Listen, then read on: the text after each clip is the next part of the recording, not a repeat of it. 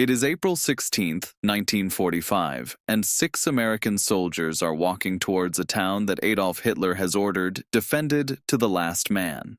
Ahead of them, beyond a tree line still smoldering from an air raid a fortnight earlier, rise the red-tiled roofs and stone towers of Rothenburg ob der Tauber, a medieval Bavarian town that has stood behind its walls for 700 years. One of the 6 men carries a white bedsheet tied to a stick. None of them are carrying weapons. They have 3 hours to convince the German officer commanding this town's defense to surrender it without a fight, or they have been told, quite plainly, that Rothenburg will be leveled by artillery before nightfall. This is not a story about a bomb, a tank, or a secret weapon. It is a story about a piece of cloth, a countdown, and the strange machinery of mercy that occasionally operates even inside a war machine built for destruction. Private Hermann Litchi, a young soldier fluent in German, holds the flag.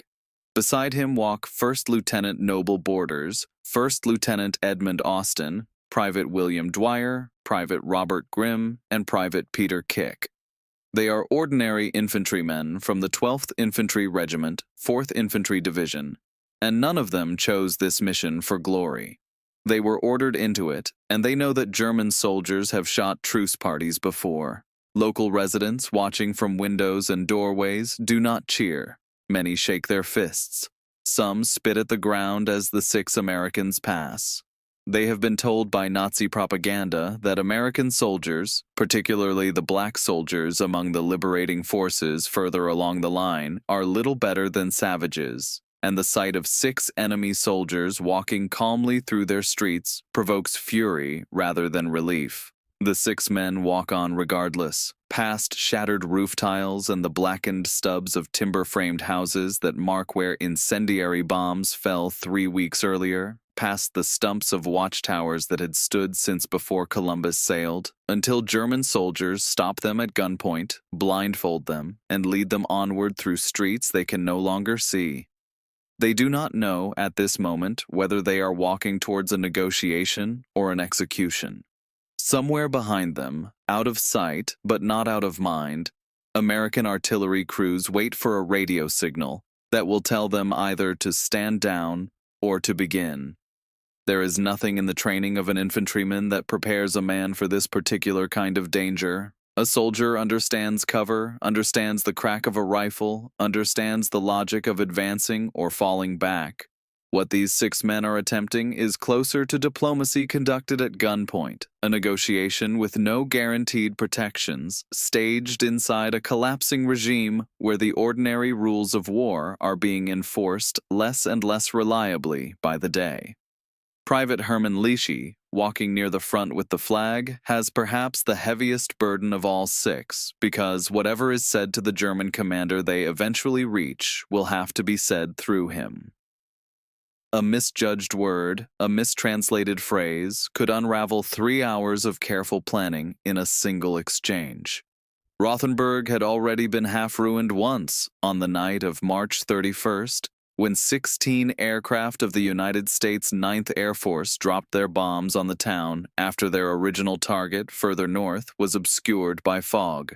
37 people died, roughly 300 houses, 6 public buildings, 9 of the town's medieval watchtowers, and over 600 meters of the ancient defensive wall were destroyed or badly damaged.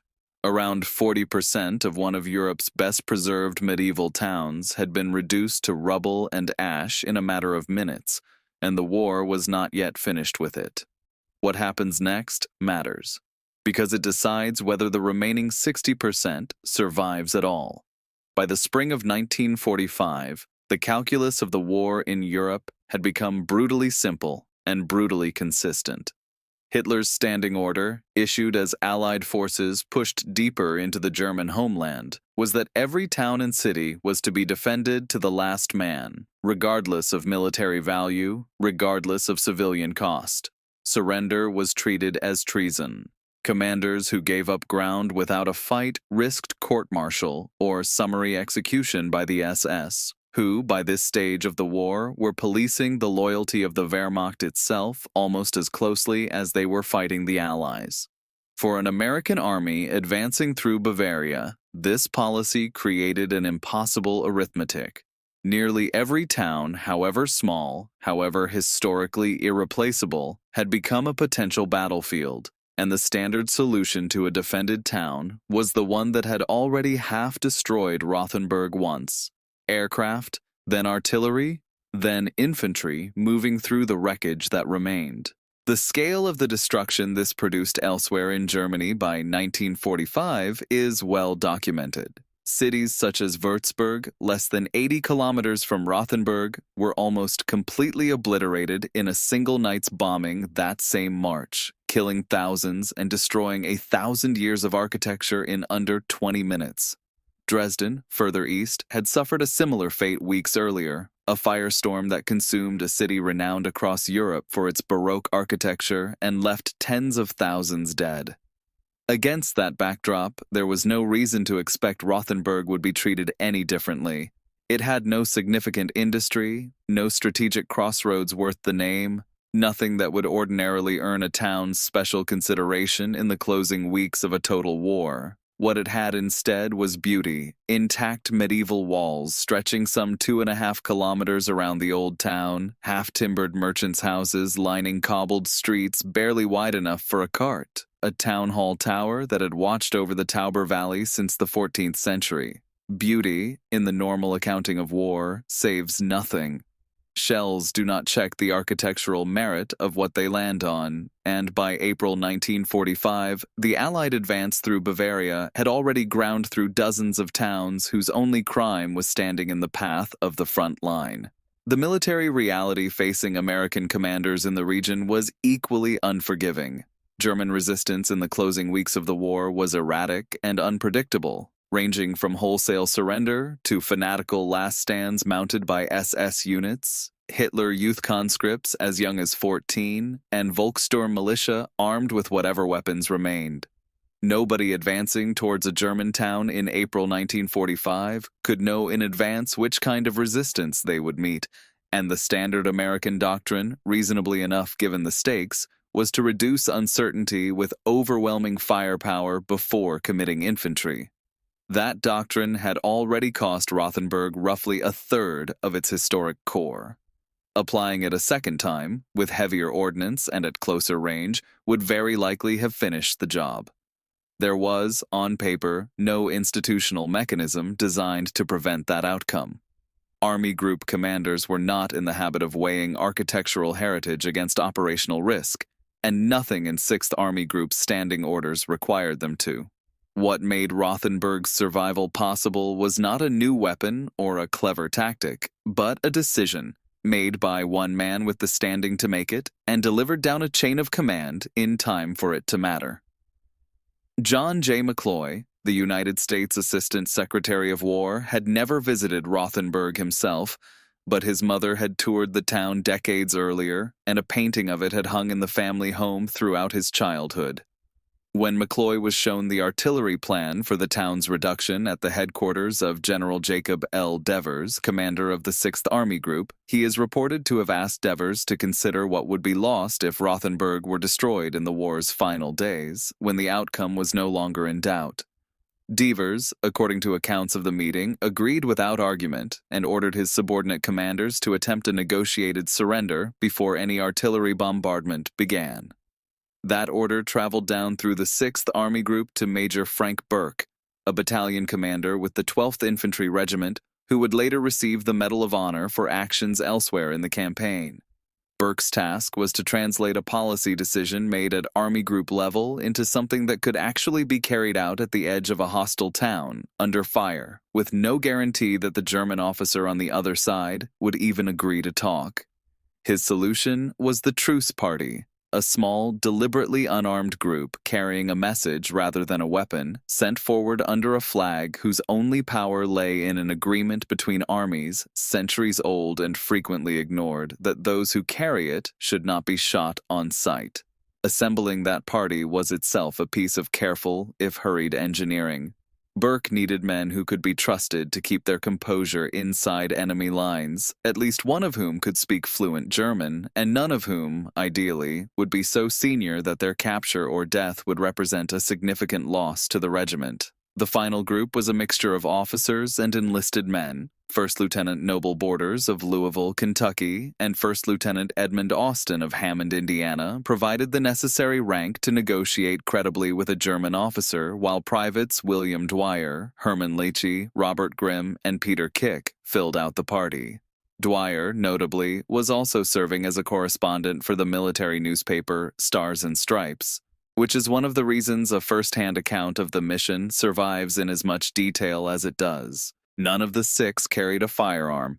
Carrying weapons into a truce mission would have undermined the entire premise of the approach, signaling hostile intent rather than a genuine offer of negotiation, and would very likely have gotten all 6 men killed before they reached anyone capable of hearing their message. The mechanism itself was almost absurdly simple compared with the machinery of destruction it was meant to prevent. 6 men, 1 white flag improvised from a bedsheet, 1 ultimatum, and a strict time limit. Private Leachy's fluent German was the only piece of specialist equipment involved, more valuable in that moment than any weapon the regiment possessed.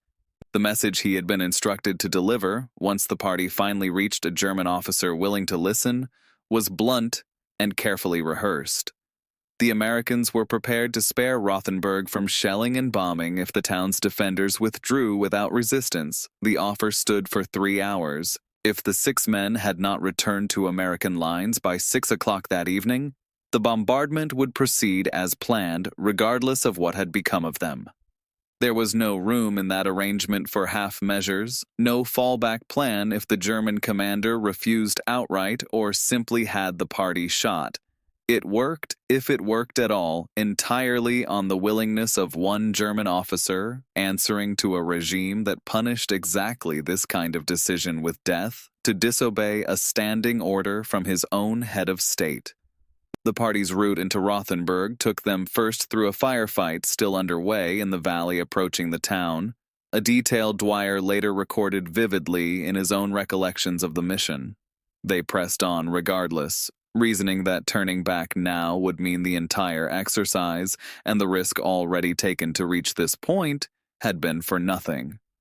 Only once they were closer to the town itself did German soldiers intercept them, blindfold them, and take them onward to the Wildbad, a spa complex on the edge of Rothenburg that was serving as the local defensive command post. The blindfolding was standard practice, denying enemy soldiers any useful intelligence about defensive positions even during a supposed truce, but it added yet another layer of uncertainty to a mission that had already been built almost entirely out of calculated risk. That commander was Oberstleutnant Fritz Thomas, a regimental commander with the 79th Volksgrenadier Division, responsible for Rothenburg's defense. After the blindfolded Americans were brought to him at the Wildbad, Thomas heard out the ultimatum his enemies had walked unarmed into his lines to deliver.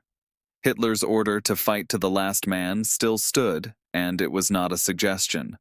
The SS, under General Max Simon, controlled forces in the wider region and were known to execute officers suspected of defeatism, sometimes on the spot and without ceremony. Thomas had every institutional reason to refuse and every personal reason to fear what refusal, or acceptance, might cost him. Nearly 3 hours after the party had first set out, against a clock that had been running the entire time, he chose to give up the town. What is documented with confidence is the outcome. Thomas agreed to withdraw his forces rather than defend Rothenburg, and the 6 Americans were released to carry that answer back to their own lines before the deadline expired. What is less clear, and likely always will be, is the substance of the conversation that produced that decision, since no verbatim record of the exchange survives beyond the recollections of the participants filtered decades later through memory, and, in Dwyer's case, through a memoir published long after the fact. Whether Thomas weighed the town's fate against his own survival, against the lives of the young Hitler youth conscripts under his command, or against some private assessment that the war was already lost regardless of what happened at Rothenburg, is a judgment historians can only estimate rather than confirm. On April 17, 1945, American troops of the 12th Infantry Regiment entered Rothenburg without further resistance. The town's SS district leadership, including district leader Helfrich and General Simon, played no constructive role in the surrender and are recorded by later German-language accounts as having tried to distance themselves from the decision entirely once it had been made. Ansbach, the nearby town serving as the regional seat, fell 3 days later to elements of the 56th Armored Infantry and 92nd Reconnaissance Squadron. All 6 members of the Rothenburg Truce Party were later awarded the Bronze Star for the mission, a modest decoration for what amounted to 6 men gambling their lives on the good judgment of a stranger. If you are finding this interesting, a quick subscribe helps more than you know, because stories like this one tend to survive only in the margins of the larger history, preserved mostly by local historians, a handful of veterans associations, and the occasional determined documentary filmmaker. What happened at Rothenburg had few exact parallels elsewhere in the closing months of the war, which is precisely what makes it worth examining. Compare it with what befell Würzburg, Dresden, or countless smaller Bavarian and Franconian towns in the same period, where no equivalent intervention took place and destruction proceeded largely unchecked. Compare it, too, with the case of Paris, saved a few months earlier when the German military governor, Dietrich von Choltitz, chose not to carry out Hitler's order to burn the city, an act of disobedience from the opposite side of the line that produced a broadly similar outcome through an entirely different mechanism. Rothenburg's rescue required cooperation on both sides. An American command willing to gamble a 3-hour delay and 6 unarmed lives on the chance of a negotiated surrender, and a German officer willing to risk his own life by defying Berlin. Remove either element and the outcome collapses. There was no equivalent American mechanism, no standing protocol for saving towns of similar age and beauty elsewhere in the region. Each case depended on individual commanders making individual judgments, often under far less favorable circumstances, and without a McCloy in the room to advocate for restraint. The psychological effect on the town's own population is harder to measure than the physical one, but the available accounts, including later interviews with Rothenburg residents and the memoir of Stars and Stripes correspondent William Dwyer, who was among the 6, suggests the fear was immediate and profound. Civilians who had been told the arriving Americans were near cannibals watched instead as the occupying troops, including black soldiers serving in units still segregated by the standards of the time, behaved with what residents later described as basic decency, a detail that did more to dismantle years of propaganda than any single piece of persuasion could have. The material impact is more straightforward to assess. Around 60% of Rothenburg's old town, already reduced by the March bombing, survived the war entirely intact, preserving one of only 4 completely walled towns remaining in Germany. The damaged eastern section was rebuilt after the war using international donations, with commemorative bricks marking the contributions, and the rebuilt facades were deliberately left plainer than the originals so that visitors could still distinguish medieval stonework from post-war reconstruction. McCloy himself was named an honorary citizen of Rothenburg in 1948, a distinction he held for the rest of his life. Today, the town survives as one of the most visited destinations on Germany's Romantic Road. Its walls, watchtowers, and half-timbered houses drawing millions of visitors who, for the most part, have no idea how narrowly all of it was lost, or how much depended on a walk that 6 unarmed men made under a flag on a single April afternoon. It would be easy to overstate the significance of a single town's survival against the scale of what the war destroyed elsewhere. Rothenburg was not liberated from atrocity, nor did its rescue alter the war's outcome by a single day. What the episode demonstrates instead is something narrower and, in its way, more useful to remember, that even inside the machinery of a war organized around the systematic reduction of fascist Germany, room still existed, occasionally, for 6 men to walk into hostile territory unarmed, and for that walk to matter more than the artillery waiting behind them. Return, for a moment, to that April afternoon. 6 men, blindfolded, led through streets they cannot see, towards an officer who could have them shot on the spot and answers to nobody who would ask questions if he did. A white flag, which is not a weapon and offers no protection beyond the fragile agreement that both sides will honor it. 3 hours, ticking away against the certainty of artillery fire if the deadline passes. Everything about the mission's design assumes failure is the likely outcome. It does not fail. What was achieved that day was not a victory in any conventional military sense. Nobody's territory expanded, no enemy division was destroyed.